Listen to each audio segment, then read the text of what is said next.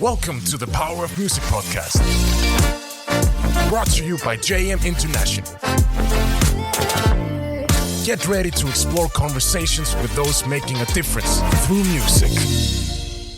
Hello, and welcome to the Power of Music podcast, brought to you by JMI, Jeunesse Musicale International, the global network of NGOs that empowers young people through music across all boundaries.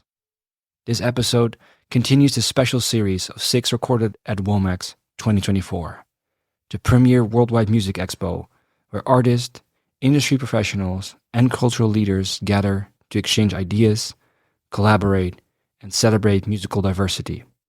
In this episode, we're joined by Raven Kanatakta, a multi-talented musician, producer, and co-founder of the musical group Diggin Roots. Raven's journey from a tiny reserve in northern Quebec to the international stage has been fueled by his deep connection to his heritage and his commitment to using music as a tool for cultural resilience and growth. Today, Raven shares insight into the International Indigenous Music Summit, the world's largest event dedicated to supporting Indigenous musicians. We discuss the summit's meaningful opening ceremonies, the spiritual bond between music and the land, and the wisdom of elders. Raven reminds us the crucial role of music in the fight against oppression and its power to help us face today's most pressing challenges. As always, if you enjoy our content, don't forget to subscribe, like, and rate the podcast. We hope you enjoy the episode. Thank you so much for joining us today. Can you first say a little bit about your journey into music and also what led to the International Indigenous Music Summit? Yeah, amazing. I guess music for me started as a window to freedom. I grew up on a small reserve called Winnoway, which is also known as Long Point First Nation. It's in Canada in northern Quebec. And I grew up in a reserve that was dealing with a lot of oppression. And I would say we're survivors of genocide. And music for me was something that I could latch on to because it hit my heart when I was hearing music. Because up until recently, we couldn't sing our songs. We couldn't speak our language. We were not allowed to play our drum. All of our kids were taken away from us for over 100 years. And so there's been this renaissance that's been happening. And in that renaissance, my wife and I ended up meeting, and then we were both musicians. And then we just started traveling all over the world with our group called Diggin Roots. And in that process of traveling, we went to different communities all over the world. Like we went up to Kanatakta in Norway. I don't know, we went to Australia and toured around. We went to South America, to wherever we went, we ended up like just making all these connections. And basically it was based around music because we would go there, be hosted by somebody, and then we would learn about their language, their culture, their food. And then the idea came when we started talking about like, imagine, as Indigenous people, we're always breaking these glass ceilings over our head because of these imposed colonial systems. Like music always shatters it because music is like a transcendent tool. And, no matter who you are, music just affects your heart. It sort of bypasses your brain immediately.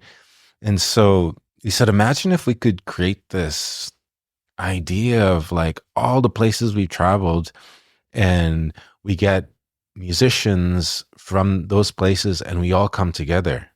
And so then I guess we started creating the International Indigenous Music Summit. And my wife, Shoshona, has a record company with her business partner, Amanda Rayon. And so it was an easy fit where they started working on an actual date and getting a preliminary festival together. But it turned into the summit. And now, like, we've had maybe 5, 6 installations of it. And we've had it in Bulbancha, which is New Orleans. We've had it in Montreal, which is Ganawage, traditional Mohawk territory. We had it online during COVID.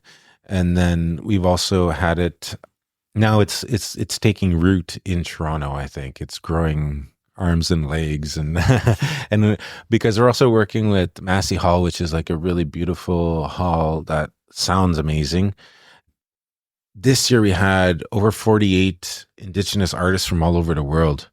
And I think we had artists from Chile, Peru, I think Mexico, the US, Sweden, Aotearoa, New Zealand, Australia, and of course Canada. And we just had so many artists just come together. And the way that we started is we have our elders come and we do a ceremony for everybody. And we do it on this beach in the city of Toronto. There's these islands by the water in Lake Ontario. And we all take a boat to this island. And then we go on the other side of the island where it's nice and calm and away from the city, and we have ceremony on the beach, and then we share our traditional foods, and then we start celebrating. People meet each other, we hang out, and then we have showcases of all the musical artists, and we have day cases and then evening cases at Massey Hall, and then we have later showcases like.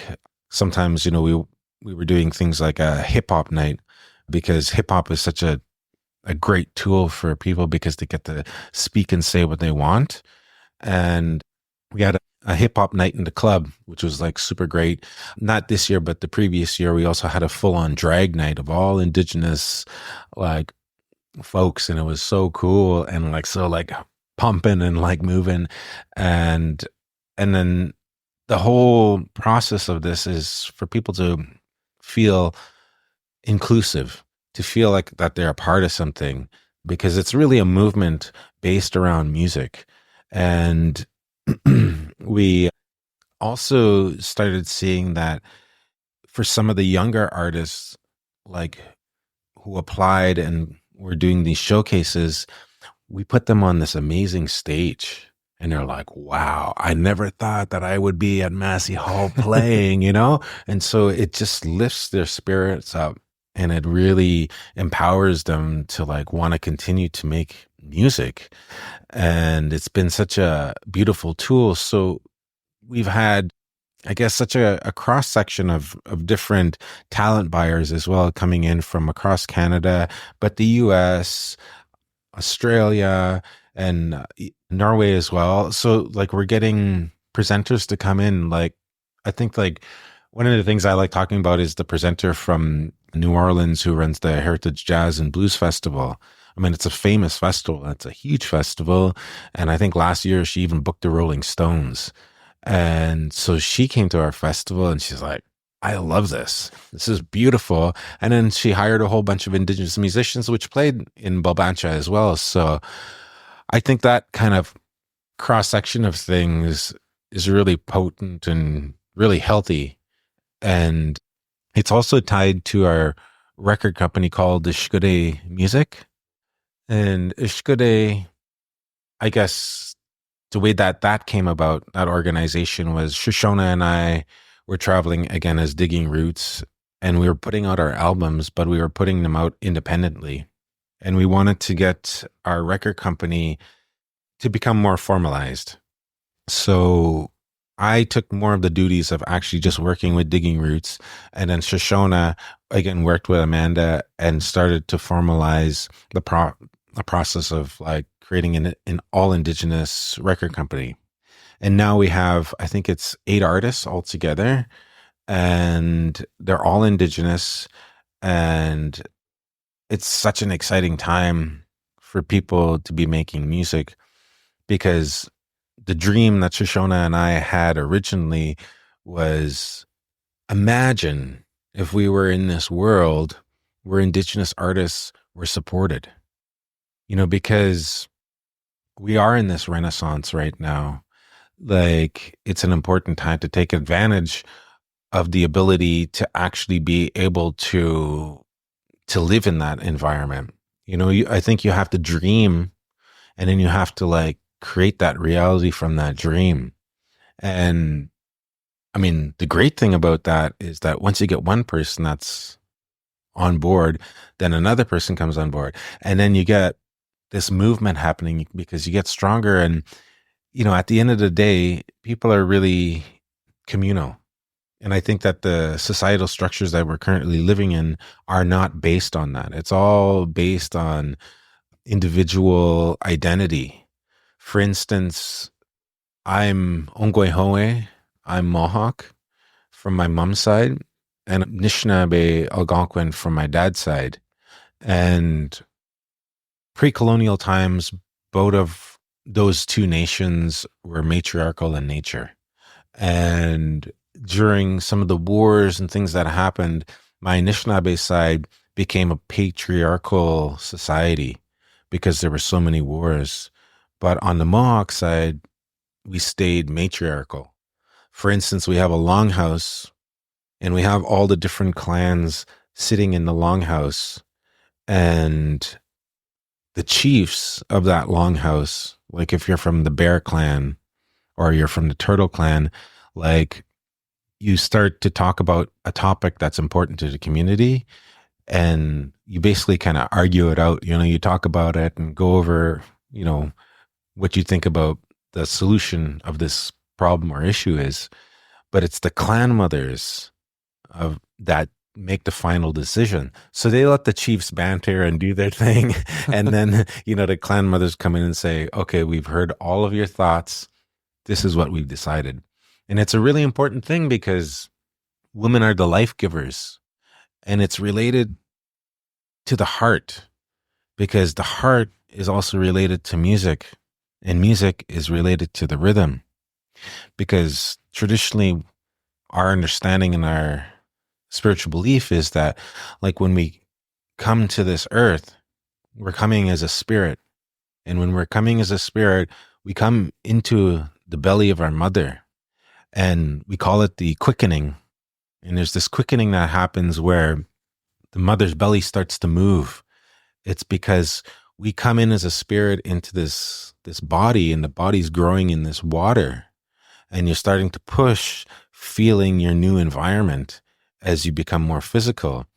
But the first thing that calls you is your mother's heartbeat, and that's called Odaman. And that's the first medicine that calls us to this earth. And it's that heartbeat and that drum beat and that sound and that music that ties us to being alive in this world. And then, once we get a little older and get corrupted with, pop culture and society and all the crazy things that's out there, like we tend to come back to that. We come back to our teachings. And we have this saying called in Anishinaabe one, which is my Algonquin language. It means Mishkikin Nagamoan, and it translates as music is medicine. In traveling all over as Digging Roots, like we've been able to have music as our carrier, taking us to all these like wonderful places in the world. And it's really a tool of peace at the end of the day. And that's the journey that I was called here to do. That's a journey that my wife was called here to do.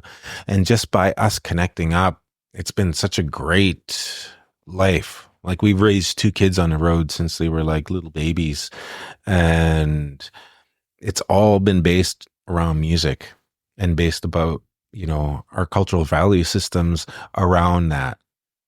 That Renaissance has been based on us breaking free from oppression, breaking free from, what we call the Indian Act in Canada, where there's this actual rule of law that's a federal piece of legislation, that was created to keep Indians on these things called reserves and all of this. But the real catch to all of that is music and the arts has been the fire. And that fire has been burning really bright into a bonfire. And the way that we've actually progressed and moved forward is with that bonfire of music. Can you tell a bit more about the relationship between music and oppression, as you just touched upon, especially maybe in the Indigenous context? How does that aid in the liberation of peoples? Yeah, I would say that when I grew up, there was a lot of suicide. There was a lot of funerals that I went to, probably more funerals than a human goes through by the time I was at the age of 10. And I call them oppression related deaths. Oppression is like a disease because we've had things like residential schools, which, were created by the Indian Act. And that was like for over 100 years, all of our children were taken away from our communities. And so you would go to these reserves and there wouldn't be any kids there because we were all put into these schools run by churches and clergy people. And unfortunately, they were Christian churches. And because of the sexual repression of the way that organization is run, a lot of those kids and most of them were molested and raped for like over 100 years. And you were not allowed to speak your language. When you first got there, they cut your hair. Kids were beaten, starved. It was like a really dark time in Canadian history. When we started getting back our music, it's like being able to breathe again. I think that like when I was growing up, it was rough in my community. Like every single kid around me was sniffing gas. They were stealing gas or opening up the tanks to cars and essentially huffing that crazy thing. People were drinking. When you don't have something to look up to, you want to get out of it. And that might be drinking, that might be sniffing gas, sniffing glue, that might be being hard on yourself. But I really had loving grandparents and loving parents. And I would say that my family are survivors of genocide. And they're also lovers of the arts. And that was like a window, I think, that gave me the opportunity to feel like a human being. We're in a process of reclamation of identity right now. Music aids in that. I feel that there's a lot of colonial thought in the mindset of Indigenous people. And we're in a process of weeding that out. And it really helps when you can speak Anishinabe or you can speak in your language because it's designed differently than the way English is designed. And when you sing music and you sing about the truth, it also changes you. I think that being able to be a human being who's expressive and who's expressive with their truth is really changing the movement. There was a Métis person, I don't know, about 100 years ago or so, and he was hanged by the Canadian government because he was fighting for the rights of his people. And I guess just before he was hanged by the Canadian government, he said, my people will be sleeping for 100 years. And they're going to be woken up by the artists, by the writers, by the musicians, by the drum, basically by the arts and music. And that's come to pass. And I really feel that that's what's happening right now. And when Shoshona started the record company, when we went from the record company with Digging Roots to Ishkude, that record company's motivation was to take Indigenous artists and lift them up and empower them. And so it was based around a prophecy of like 8 fires. Like right now we're in a time of what we call the 7th fire. And the 8th fire is not it's not happened yet, but we're starting to light the sparks of that eighth fire. And what that eighth fire is in prophecy, we're going to face two roads. And one is this road of destruction where nobody is helping each other. Our environment is falling apart. We're having problems with the oceans, the quality of the air. Our lands are being poisoned. We're not being human beings to each other. And then there's this other road where we're basing everything on community. It's not based on egoistic mentalities. It's based about healing, love, and community in those kinds of respects. And if that eighth fire gets lit in that direction, then we'll have a whole other time of like an extension for humanity that's based all on peace. And so the record company with the eighth fire, that's why we call it Ishkudes. We're letting those musicians light those sparks for that eighth fire because we are using music as a tool to fight oppression.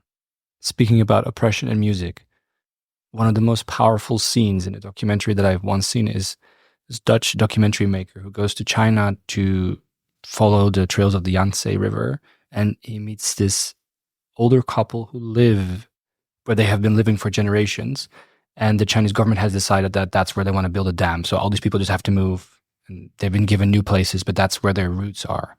He tries to interview them and ask them if they can share what that means to them, but they clearly can't answer, or they refuse to answer. I mean, they say something like, yeah, it's what it is. You know, the government has spoken, so we move. And you can see the struggle of the interviewer trying to get sort of an honest response, and clearly they are not willing or able to give that for obvious reasons. And then he walks out, and then the old lady comes back and says, but I do want to sing a song for you. And tears run down her face. She sings this song about the power of the river. And I'm not sure if she adds a verse. It's an old song, but she adds a verse also how there's a power from outside that destroys it, and how that also leads to sort of the destruction of not just that river, but something bigger, the music that can actually tell a story that she wasn't able to tell in any other way. Could you say a little bit about more or less what defines Indigenous music and what is its unique quality? One of the issues that we faced with colonialism in Canada is not having parents, because kids were taken away to these schools, these residential schools. So you wouldn't be raised by your mom and dad. You would be raised by a priest that was physically abusing you and sexually abusing you, and these nuns that were doing that. And right now we're in the process of finding out that there's all of these areas of where these schools were, and we're finding hidden graves of our children. And it's been a big thing because it's been an emotional process for people, because it brings up these emotions and this history of like losing our ancestors, losing these children. And I feel that, you know, we really do need that mishkiki right now. We really do need that medicine, because there's this hole, and you had people that were hiding in the mountains, holding that traditional knowledge out of sight of the colonizer. And they brought those traditions back because they knew that they needed to go and hide that knowledge, that traditional knowledge. And all of that knowledge it's traditional knowledge, it's indigenous knowledge, but so much of it is in song as well. And I think that what makes our music unique is that we're spiritual beings in these physical bodies, born into these brown bodies that have been born into a certain amount of what I would call like post-apocalyptic times. But we're survivors, and we're really here to do a lot of healing, I feel. and to set the example. Like, for instance, I have two children, and, I really don't tell them what to do. I've never really done that. My children are equals to me. And I've always tried to live by example, because anytime that I've ever said, oh, I think you should do this or that, they rebel because there's a blood memory that's in there, and that blood memory needs that freedom. You can't tell anybody what to do. I never want to change anybody. I want to inspire people. And we have this Anishinaabe tradition of the way that we created songs. And one of the ways is called songlines, is what we call it. And essentially, like, you get inspired by a land. So if, you were looking at a mountain that went up, and then it would go down into like a valley and a lake down there, and then it went back up, you would sit with your hand drum, and you would find your rhythm, and then you would sing the land and the melodies based on being inspired. So you might go like, yo, way, ah, hey, ah, hey, ah, way, oh, way, ah, way, ah, hey. And you would build your song structures on how beautiful the land is. And for Shoshona and I with Digging Roots, like, about half of our music is still inspired by that traditional way, except now that, we're bringing like hip hop beats, and, we're running Ableton Live and Logic and Pro Tools, and, like, we're running it through like, crazy tube compressors and like tube preamps, and like, we're like blasting guitars with amplifiers, and we're bringing a contemporary sense to a traditional way of creating music. And I would say that in going back to my community and bringing music to my community as my gift to give back, it's been really beautiful, because there's a lot of hip hop as well, because people have things to say. Like, we were on my res, and I was teaching these kids and just talking about music, and I was like bringing guitars and opening the tuning so you could just hit it all and it would make a chord. And we were having these jams, playing drums and like bass and harmonicas and the traditional tewigan, which is our big drum, and then a hand drum, and just working with all these kids from kindergarten all the way up to like 18 years old. And we were recording them, we were dancing, we were just bringing as much art as possible. And it was really interesting, because at the beginning, we were like, let's write a song together. And then the kids were like, I hate this shitty place. This place sucks. I want to get the hell out of here, and blah, blah, blah, and all this. And we kept coming back. And then like 6 months later, they were like, I love my community. It's so beautiful here. Like, I want to leave, but I want to come back and bring good things back to my community. And the whole narrative had changed, because they wanted to express themselves and they didn't know how. So the first thing they went to was negativity. And I thought that a specific age group where they're teenagers and sort of in that area really were focused on hip hop. And then the younger ones are really tied to the big drum and singing. And I thought that was super cool. And so there's a sense of diversity that makes Indigenous music really unique, because, country music came, and it came in many different forms. Like, there's Americana, which bled into from the States and Canada, but we also have blues, because a lot of our songs are like, hey, hey, hey, hey, hey, like a lot of these kind of bluesy lines, and they're from smoke dance songs that go all along in the States.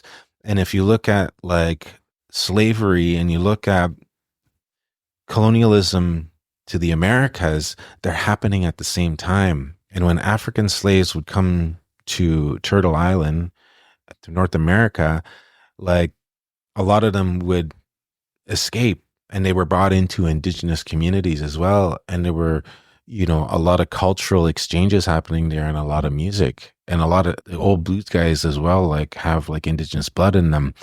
And so there's a whole mishmash, I guess, of like styles and music and blood memory, and also the way that the land vibrates. Like, I think that people don't really talk about that a lot. We talk about it in our communities because that's how we wrote music, was based off the land. But the land vibrates differently. So you have to listen for that. And when you get connected to that, it changes things. I mean, rock and roll was born on Turtle Island, but nobody credits Indigenous people for that. But some of the original people were Indigenous that were a part of that movement. But it's not a historical narrative to portray in a primarily colonial society. It's not a history that they want to see or that they want to hear. And so I think that it's really unique when Indigenous people are using modern forms of music for their benefit. And it really, like, for myself, it's been nothing but healing. Like, I think, like, I don't know, as an example, I went back home to my res, and the kids wanted to be super negative. And I was like, well, you can talk about things in a way that's really healing and tell the truth. I said, we're all sleeping right now. We got to wake up. We got to wake up. There's like so many positive things out there in the world. Like, we have these amazing bodies, and we can move and dance, and, we can make things. And then, like, this one kid is like, well, show me then. I was like, okay, well. And then I had this rap, because they were into rap. And I was like, the situation hasn't really changed that much. I said, this colonial system, you just can't trust it. Though they try to cover it up with the politics and the games. I said, the resistance is in our people, and has never ever strayed. With 5 centuries behind us and pretending they cannot see. I said, the federal arm still hands out these pawn-like responsibilities. In this fiduciary attempt, it ain't nothing but a star. I said, the issue is respect, and believe me, we demand it all. And for the brothers back home, you got to start carrying your own weight. You can't always be getting the system to be dishing out the plates. Again, the issue is respect for you women and your kids, because it's sad when the oppressed start to adopt the colonial mindset. And when the oppressed become the oppressors, and it rottens to the core, it's time to let the young people stand up, because believe me, they'll offer more. So get to know your laws and your own citizenship, because if you live by your roots, you'll be protected by the branches. So wake up. So wake up and rise. So wake up and rise. And I sang that for the kids, or rapped it to the kids, and they're like, oh, okay, cool. Yeah. Can we do that? It's like, yeah, you can do that. Like, and they busted out like this, like, MPC type thing, and said like, dum, dum, dum, dum, dum, and then they started getting into it, and that's the uniqueness of who we are, because we're living human beings that have been exposed to all this crazy stuff, but we're survivors, and we're using music in all the positive ways to speak our truth. And that's what makes us unique. Beautiful. I was almost going to say amen, and then I realized that's a weird colonial Christian thing to do. What would you say after a rap like that? I mean, I would say all my relations. Yeah. I would say all my relations, because, like, we're all related. And beautiful. Yeah. Nakanagana is what we say it in our language. But, like, I think that there are elements of the church that, I mean, it's not all bad. It's mostly bad. but the church did bring some music, because that's how the church brought people in, was through music. When we were not allowed to sing our songs, when we were not allowed to play our drum, like, people still wanted to sing. So they started singing these old hymns, and then they started bringing in country music. And there were a lot of fiddlers from, like, Ireland, Scotland, that came in with the fur trade. And so there was this cultural mix. So in my community, they actually had these fiddlers that would play all the old square dances and jigs. And it was a really unique thing because the church allowed square dances to happen. And country music was sort of dum, dum, dum, dum, like based around that. And then there was a beat there, and then people got attracted to that. So now, I think there's a large portion of Indigenous music that also has these elements of country music because it has that beat and it was allowed to be used. And, because the church allowed it. But I think that the younger people today, they're exploring all elements of music. You can pick up your phone and you have access to Senegalese music. You have access to, people singing, in the outback. And I think that, we're all inspired by it. And we really have to shift the narrative to realizing that we're all human beings. And as human beings, we have this sensibility and this attraction to music that we're all sort of under the one beat because we're all born in our mother and we're all exposed to sound, to her sound. And that's what brings us back home. And like I was saying about being an Indigenous person, like music, using that music as a tool to fight oppression, I think it's also for a way for human beings to start recognizing the humanity in each other. And that's really what we need to start doing, because the lens that we're seeing things in, this polarity of thought and political thought, and it's too much. Like, we're not actually made out to handle this kind of stuff. People get stressed out and they hurt from that. People get depressed, people commit suicide. They feel like they don't belong somewhere. And that's why, like, the music summit, the record company, digging roots, like going back home and being in ceremony, like, it brings us back to the source of humanity.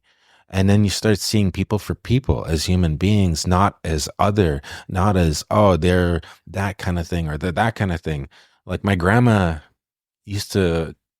I would see her every day, and, she would talk to me in Anishinabe and she would talk to me in English. And she said, you have to be careful.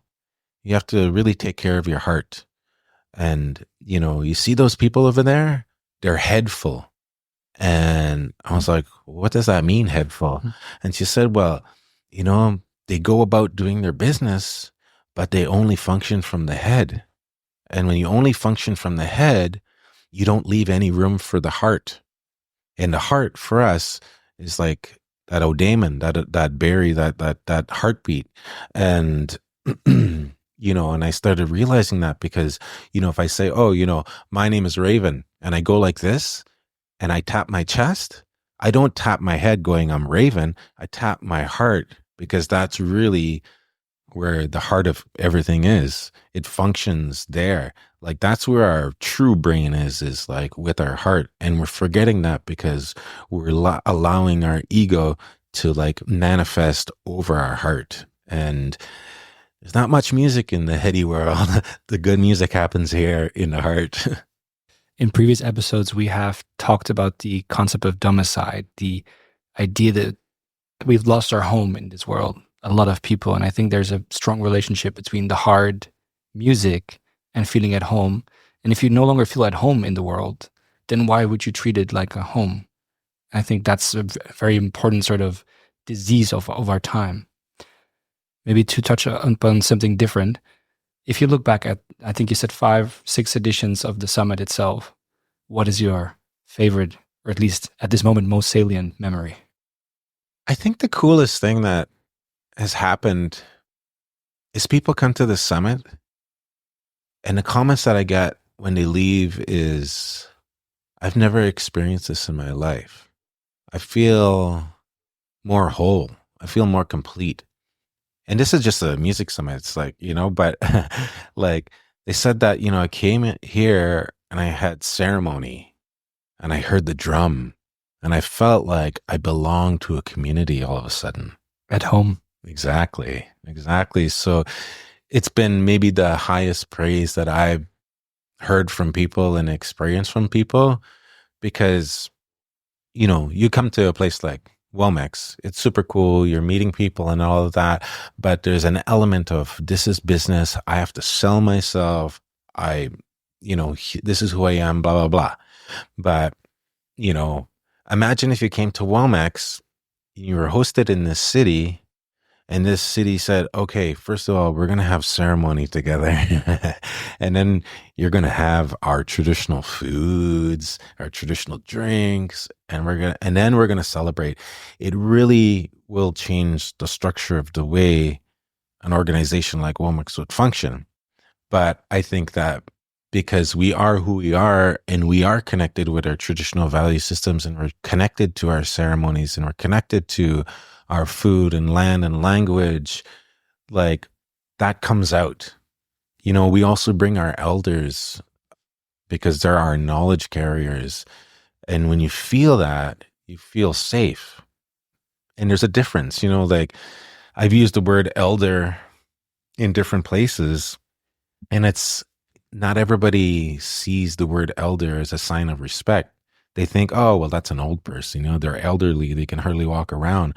But for us, mushum or kokomes, like that's the highest respect you can speak to, because you survived, you lived this amazing life, and you carry all this knowledge now. And so, of course, we're going to respect you and call you kokomis or shomis. Like it's a really big sign of respect. So when we have our elders present as well, it just ties things together. And also, there's this really big connection between the young people and elders. Like they work together in a community, because the elders sort of raise the young kids, but the young kids bring all the life to the elders. And, if you take all the kids away, people die young because they don't have a reason to live. So, there's so many facets of things that need to connect in order to make things work. And that's really, I think, where we're at right now in society in general, is that we're so disconnected, and we need to start connecting those dots. We need to start building community. We need to get outside that, I, me is the most important thing in the universe. It's like when you have a community, you have things to give to, and then your heart gets bigger because you're like, oh, I feel so much happiness here. I feel like growth as a human being. And I don't know. At the end of the day, I feel like music, dance, food, culture is the main thing to go towards. I'm intrigued by this idea that in the West, we lose time. So the older you get, the less time you have. While in the rest of the world, you collect time. So the older you are, the more time you have collected, which then also relates actually to sort of the idea of wisdom and what you have collected throughout your life. To build a bridge between this elder generation and the wise elders and the young generation and their playfulness, you mentioned that there are quite a few young artists coming to the summit that then play on these like big stages, and they're sort of really amazed by that. Do you see that the younger generations are still being taught and also open to receiving the indigenous music traditions? Yeah, absolutely. I mean, I think that when you go to a powwow, which is sort of a modern concept, it's like a gathering post, having our music band and our drums band. You go to a powwow and it's all based around a circle. You have a rotunda, and you have all these drum groups that sit around the rotunda, and all these dancers that are dancing in there. And you have like a drum in the center and then you have all the men around, and they're all hitting the drum. And when they're doing that, like you have the dancers move, and then like it's calling people back home. Like you hear the drum, and the first thing it goes like doom, doom, doom, doom, doom, way, and you just have like, oh my God, this is like ethereal, but also like just being a live, active thing. And the thing that I've heard people say about it that are non-Indigenous, like people living in Canada, like a common thing is like, wow, like I was so called to that sound. It just brought me there. It was something that like everything else kind of faded away. And it was, but again, the teaching behind it is it goes back to going back to your mother, and our earth is our mother, and we have to take care of our mother. And it's the only way that we're going to get to that eighth fire is by taking care of our mother.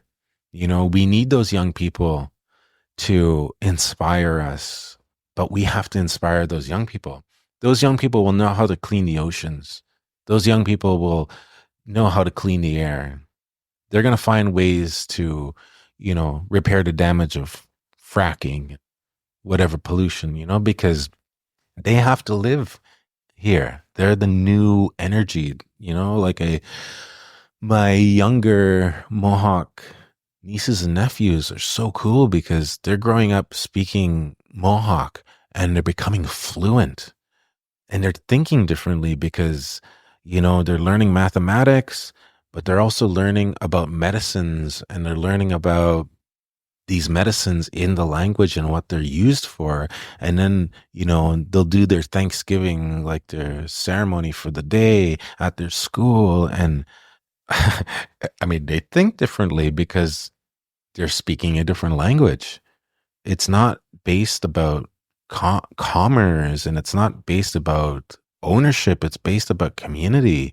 And so when I'm talking English to my relatives, my little young nephews and nieces, like they have these concepts that they're translating into English and they're speaking differently about the world and they're more conscientious about how we're connected. And so I'm really inspired by these younger generations that are waking up to the world that we're leaving for them. For instance, my just months before the pandemic, my son was a teenager and him and his friends came over to our house and they were playing music and doing all sorts of stuff. And our house was, a hub for all their friends. And we got into this discussion and he said, Dad, this is like what you're leaving me. Like the world is going to end in like 15 years. And I was like, as a father, I felt like, well, my job is to inspire my sons. It's to inspire his friends. It's like I need to put a spin on things where we can look at the world and see it in this beautiful, hopeful place where, we can create societies that benefit each other. And, so I didn't know what to say because it hit me so hard because I feel it too, like we travel a lot and I go to the Arctic and play music up there and, all the ice is melted, and people are freaking out that it's never been like that. So, I understand what my son is saying and his friends to me. I said, well, you guys all play this game called Call of Duty, right? And they were like, yeah. Well, Call of Duty, I don't play that stuff. I think it's not my vibe, like you're going around just killing people with these like machine guns in this like virtual world. And I said, there was this article where they were talking about how when this new game, Call of Duty, whatever version came out, that everybody joined an online hub and within the first 3 months, all the people that joined and played the game amounted to something like 10 million hours of human time. And I said, imagine if we could change that and we connected to this hub and we created these little tiny robots that would go out into the ocean and gather up some of the garbage and then brought it to this thing and cleaned up some of the oceans. You could do that after school. You could do that before you went to school. It's like, and they were like, yeah, that's totally cool. And we started having a discussion about how can we fix the world that we're all living in together, right?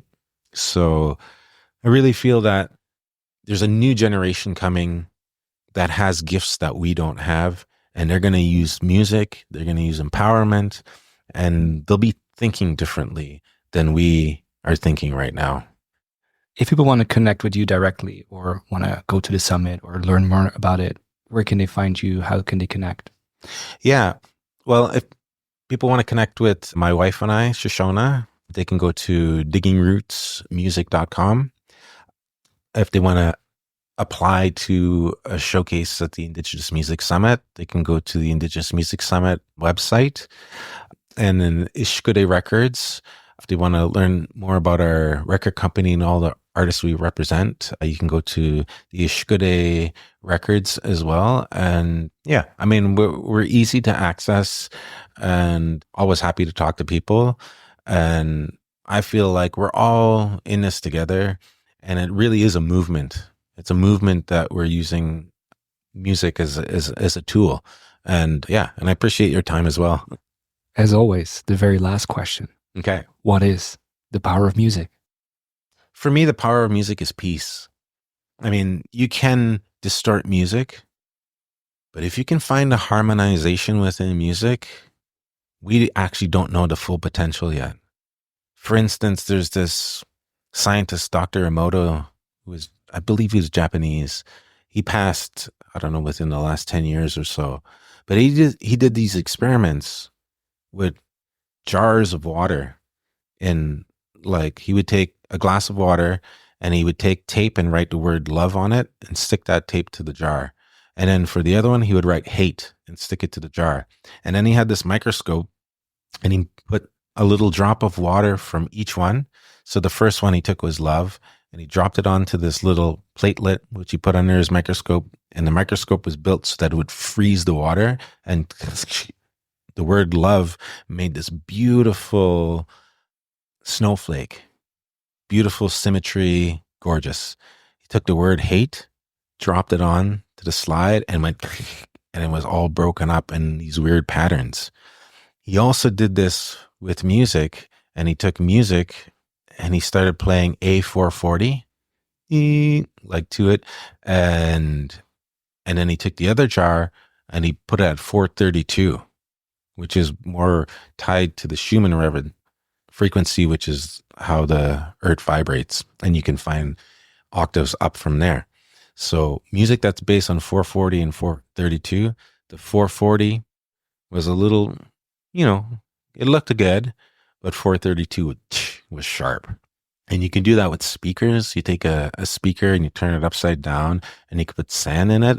And if you put in music that's tuned to 440, it'll make a design. But as soon as you take that to 432, the design gets sharper. So one of the things we've been doing with our band is playing not in the tuning of 440, but playing in the tuning of 432. And one of the big things that I've noticed is that we do this thing called a round dance at the end of our shows, where it's called a friendship dance. It's a traditional dance, and people hold their hands and they dance in a circle.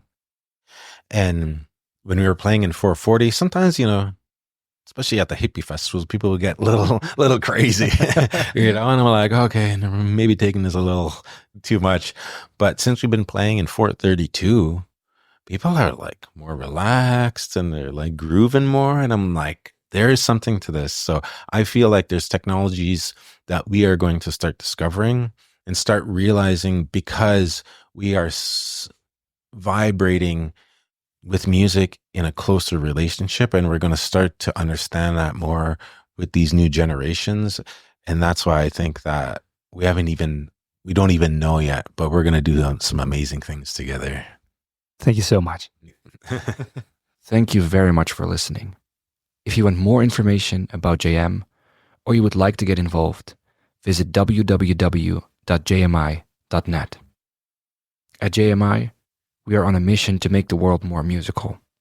That's why we created Mubazar, a digital platform that helps us manage all our musical activities across 80 countries worldwide, connecting musicians with opportunities to grow both personally and professionally. If you are a music professional looking for a better way to manage and promote your music activities, check out Mubazar. Created for music organizers, by music organizers, Mubazar allows you to run music competitions, workshops, camps, auditions, masterclasses, awards, events, and much more. Mubazar offers custom application forms, payments for your activities, jury tools, translations, analytics, and more. Mubazar is fast becoming the best place for musicians to find and apply for music opportunities online, and you can sign up today for a free organizer account by going to www.mubazar.com, registering, and then requesting to upgrade to an organizer on the right-hand menu. For more info, don't hesitate to get in touch via support@mubazar.com. It would mean a lot to us if you could give us 1 minute of your time and rate and review the podcast.